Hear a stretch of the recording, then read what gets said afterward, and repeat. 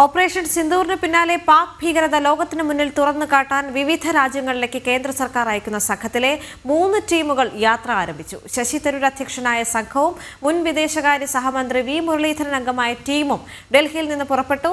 ദക്ഷിണ അമേരിക്കൻ രാജ്യമായ ഗയാനയാകും തരൂരിന്റെ നേതൃത്വത്തിലുള്ള സംഘം ആദ്യം സന്ദർശിക്കുക.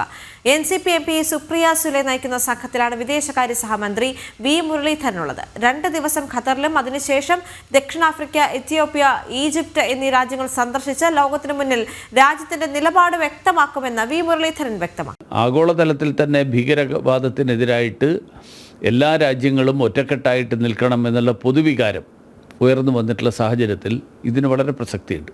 ഇപ്പോൾ ഭീകരവാദത്തിൻ്റെ ഏറ്റവും ഒടുവിലത്തെ സംഭവമാണ് ഇന്നലെ വാഷിങ്ടണിലുള്ള ഇസ്രായേൽ എംബസിയിൽ 2 പേര് ചെന്ന് അവിടെ ആൾക്കാരെ വെടിവെച്ച് ഇട്ടിട്ട് പാലസ്തീനെ മുദ്രാവാക്യം വിളിച്ചു കൊണ്ടുപോയത്.